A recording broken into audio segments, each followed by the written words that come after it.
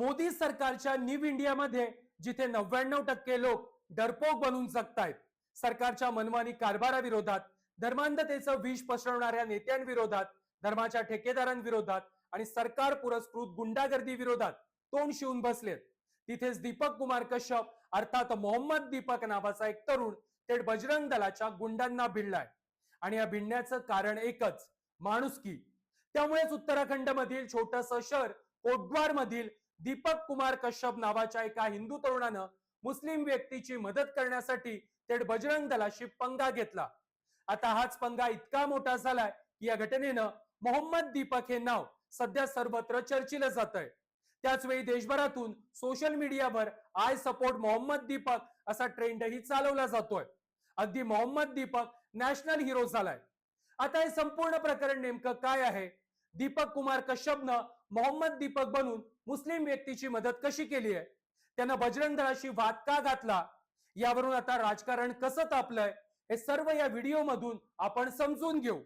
मात्र त्याआधी पटकन माझं चॅनल सबस्क्राईब करा. उत्तराखंडच्या कोटद्वार इथल्या पटेल मार्गावर बाबा school dress and matching centre नावाचं एक 30 वर्ष जुनं दुकान आहे. 70 वर्षीय वकील अहमद हे या दुकानाचे मालक आहेत. मात्र त्यांच्या दुकानाचं नाव बाबा असं असल्यानं बजरंग दलानं यावर आक्षेप घेतला. 26 जानेवारीच्या दिवशी यावरून मोठा वाद देखील झाला. त्या दिवशी बजरंग दलाचे काही गुंड वकील अहमद यांच्या दुकानात घुसले. त्यांचं म्हणणं होतं की बाबा हे नाव कोटद्वारच्या प्रसिद्ध सिद्धवल्ली बाबा मंदिराशी संबंधित आहे. त्यामुळे वकील अहमद यांनी त्यांच्या दुकानाचं नाव बदलावं यासाठी बजरंग दलाच्या गुंडांनी दुकानामध्ये गोंधळ घालण्यास सुरुवात केली. एकीकडे हे सगळं सुरू असताना याच भागामध्ये जिम चालवणारा दीपक कुमार कश्यप हा तरुण शेजारीच त्याच्या मित्राच्या दुकानात आला होता.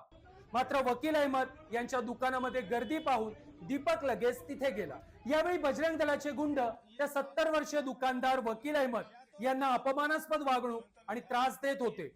अगदी दुकानामध्ये उन्मादच घालत होते.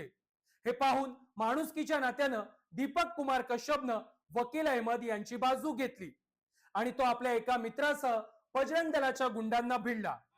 उन्माद घालणाऱ्या याच बजरंग दलाच्या लोकांना दीपकनं विचारलं की तुम्हाला दुकानाचं बाबा नाव बदलायचं असेल तर त्यासाठी सरकारी आदेश आहेत का?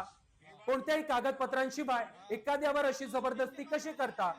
दीपक कुमार कश्यपच्या या थेट प्रश्नांनंतर बजरंग दलाच्या गुंडांचा इगो दुखावला. इगो दुखावलेल्या याच बजरंग दलाच्या गुंडांनी दीपकलाही शिव्या आणि धमक्या देत त्याचं नाव विचारलं.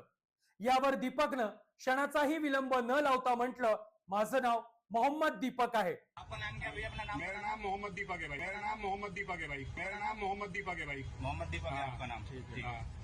हे ऐकल्यावर धर्माच्या ठेकेदारांच्या तोंडात शेण कोंबावं तसे बजरंग दलाचे गुंड आवाक झाले.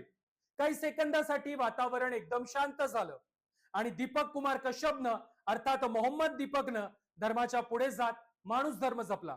म्हणजे जिथे माणुसकी विसरून बजरंग दलाचे गुंड एका 70 वर्षाच्या वृद्ध मुस्लिम दुकानदाराला अपमानित करत होते, धार्मिक उन्माद पसरवत होते, तिथेच दीपक कुमार कश्यपनं खरा हिंदू धर्म म्हणजे काय हे आपल्या कृतीतून दाखवून दिलं.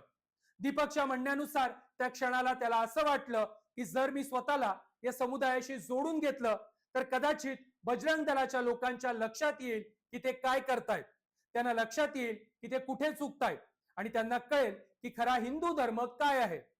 त्यानंतर दीपकनं हेही स्पष्ट केलं की मी हे कोणालाही चिथावणी देण्यासाठी केलं नाही, तर या उलट मी परिस्थिती शांत करण्याचा प्रयत्न केला. पुढे दीपकचा हाच माझं नाव मोहम्मद दीपक वाला व्हिडिओ सोशल मीडियावर प्रचंड व्हायरल झाला. देशभरातील लोकांचा प्रचंड सपोर्ट दीपकला मिळू लागला आणि इथे पुन्हा बजरंग दलाच्या गुंडांचा इगो आणखी दुखावला गेला. मग पुन्हा 4 दिवसांनी म्हणजे 31 जानेवारी रोजी हाच मुद्दा आणखी पेटवला गेला. अगदी 31 जानेवारीला बजरंग दल आणि काही हिंदू संघटनांच्या लोकांनी दीपक कुमार कश्यपच्या जिम बाहेर आंदोलन केलं. यावेळी जातीवाचक घोषणा, शिवीगाळ आणि दीपकच्या जिम मध्ये घुसण्याचा प्रयत्नही केला गेला. अगदी हा राडा घडवून आणण्यासाठी देहरादून वरून बजरंग दलाचे जवळपास 150 ते 200 कार्यकर्ते कोटद्वार मध्ये आणले गेले आणि पोलिसांसमोर तब्बल 4 ते 5 तास हा संपूर्ण गोंधळ सुरू होता. या संपूर्ण प्रकरणामध्ये पोलीस प्रशासनाची एकतर्फी भूमिका पाहायला मिळाली. म्हणजे या प्रकरणात एकूण 3 FIR दाखल झाल्यात. पहिली FIR दुकानदार वकील अहमद यांच्या तक्रारीवरून दाखल करण्यात आली आहे. त्यामध्ये बजरंग दलाचे गुंड गौरव कश्यप, शक्तिसिंह आणि इतरांची नावं आहेत. या लोकांवरती दुकानात घुसून धमकावण्याचा आणि शिवीगाळ करण्याचा आरोप आहे. दुसरी FIR दीपक कुमार आणि त्यांचा मित्र विजय रावत यांच्या विरुद्ध दाखल करण्यात आली आहे. ही FIR बजरंग दलाचे कार्यकर्ते कमल पाल आणि गौरव कश्यप यांच्या तक्रारीवरून दाखल करण्यात आली आहे. या दुसऱ्या तक्रारीमध्ये दीपक आणि विजय यांनी बजरंग दलाच्या कार्यकर्त्यांना शिवीगाळ केल्याचा, हल्ला केल्याचा, फोन खेचणे आणि 3,000 रुपयांच्या चोरीचा आरोप करण्यात आलाय. तर तिसरी FIR पोलिसांनी स्वतःहून दाखल केली आहे. यामध्ये 30 ते 40 अज्ञात व्यक्तींविरुद्ध गुन्हा दाखल करण्यात आला. म्हणजे इथे पोलीस प्रशासनाचा नालायकपणा बघायला मिळाला. जो दीपक कुमार माणुसकीच्या नात्यानं 70 वर्षांच्या वकील अहमद यांच्या मदतीला गेला, त्याच दीपक कुमार विरुद्ध वेगवेगळी कलम लावून पोलिसांनी तगडी FIR नोंदवली. पण ज्या बजरंग दलाच्या गुंडांनी 26 जानेवारीला वकील अहमद यांच्या दुकानात उन्माद केला, ज्या बजरंग दलाच्या गुंडांनी 31 जानेवारीला दीपकच्या जिम समोर हंगामा केला, हल्ला करण्याचा प्रयत्न केला, या सर्व गुंडांचे अनेक व्हिडिओ असताना देखील, त्यांची ओळख पटत असताना देखील पोलिसांनी मात्र FIR मध्ये उल्लेख काय केला तर अज्ञात व्यक्ती. आता याच पोलिसांच्या एकतर्फी आणि खोट्या कारवाई विरोधात दिल्लीतील ज्येष्ठ पत्रकार अजित अंजुम प्रश्न विचारण्यासाठी गेल्यावर पोलिसांना राग आला. पुलिस वाले वहां मौजूद हैं और उसके बाद अज्ञात 30-40 लोग कैसे हो? नाम पता नहीं है, नाम पते नहीं है। ये अधिकतर लोग देहरादून हरिद्वार से आए थे। हाँ। प्लेट वगैरह थोड़ा ना तो उनकी- देहरादून से यहाँ आए, पैदल शहर में चल के आए 2 किलोमीटर अरे तक। भैया मुकदमा किस चीज का है? इसी चीज का है सर, महाराज। उस दिन माननीय मुख्यमंत्री जी का मुकद- प्रोग्राम था। हाँ, और सब लोग वहाँ वो व्यस्त यहाँ थे। से अब 12 क्या क्या क्या किलोमीटर बताएं दूर आपको जंगल में, जहाँ कि पे मैं कहाँ था, bird कौन watching कहाँ का- था? मैं नहीं पूछ रहा हूँ सर, बर्ड वॉचिंग का लेकिन प्रोग्राम था। मुख्यमंत्री जी यहाँ थे, बावजूद इसके 100 लोग आ गए, 8 गाड़ियां आ गई बाहर से, सारा देहरादून फोर्स से, हमारा विकास उसी नगर में से। engage था सर। यहाँ से 12-13 हाँ? वो जगह यहाँ से करीब 13 किलोमीटर दूर है, जहाँ सीएम नहीं था। क्या हाँ। करना चाह रहे हैं नहीं आप? करना नहीं, मैं पूछ नहीं रहा हूँ, मतलब सर। क्या, नहीं मतलब नहीं, नहीं, आप सर। यहाँ पर दंगा करवाएंगे? सर, आता पत्रकार अजित अंजुम यांच्याशी वाद घालणारे हेच पोलीस या बजरंग दलाच्या गुंडांच्या गाड्यांना त्यांच्या रॅलीला घटनेवेळी रस्ता देताना दिसले. म्हणजे या पोलिसांनीच या बजरंग दलाच्या गुंडांना खुली सूट दिल्याचं स्पष्ट दिसतंय. आता जे बजरंग दलाचे गुंड करतायत हे सगळं आपोआप होतंय का? म्हणजे जिथे अनेक मोठमोठे मॅटर्स मेनस्ट्रीम मीडियामध्ये दाबून टाकले जातात, तिथे हा दुकानाचं नाव बाबा असल्याचा मुद्दा आठवडाभर चालवला जातो, त्याच्यावरती डिबेट रंगतात. अशा घटना सहज होत आहेत का? तर नाही. यामागे मोठी कॉन्स्पिरसी आहे आणि तीही हिंदू समाजानं समजून घेतली पाहिजे. म्हणजे या अशा बजरंग दलासारख्या लोकांना रस्त्यावर गुंडागर्दी करण्यासाठी खुलं सोडायचं, धर्माच्या, जातीच्या नावाखाली द्वेष पसरवत राहायचं. म्हणजे अशा प्रकारे धार्मिक, जातीय द्वेष पसरवत राहिलं तर देशातील लोक त्यामध्येच बिझी राहतात, त्यावरच डिबेट डिस्कशन होतात आणि देशातील मेन मुद्द्यांवर बोलण्याची, उत्तर देण्याची वेळ येतच नाही. हेच मागच्या 11 वर्षांपासून मोदी सरकार देशभर करतंय आणि हाच मोदींचा न्यू इंडिया आहे. या उलट खरा हिंदू धर्म नेमकं काय सांगतो आणि श्रीराम हनुमानाचा खरा भक्त कसा असतो हे दीपकनं आपल्या कृतीतून दाखवून दिलंय.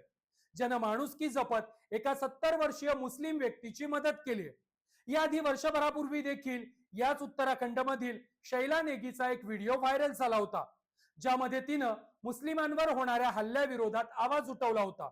आता दीपक किंवा शैला सारख्या तरुणांच्या भूमिकेमुळेच धर्माच्या ठेकेदारांना भीती वाटू लागली की भगवंतालाच मानणारे हिंदू जर अशा प्रकारे आमच्या गुंडागर्दी विरोधात, आमच्या दहशती विरोधात उभे टाकले तर सत्ताधाऱ्यांनी आम्हाला दिलेला धार्मिक द्वेषाचं विष पसरवण्याचा धर्मांध राजकारणाचा अजेंडा, प्रपोगंडा फेल होईल. हा व्हिडिओ तुम्हाला कसा वाटला, त्याचप्रमाणे या संपूर्ण विषयावरती तुमची मतं काय आहेत ती कमेंट बॉक्स मध्ये नक्की कळवा. हा व्हिडिओ आवडला असेल तर लाईक करा, जास्तीत जास्त लोकांपर्यंत शेअर करा आणि माझं हे चॅनल सबस्क्राईब करायला विसरू नका.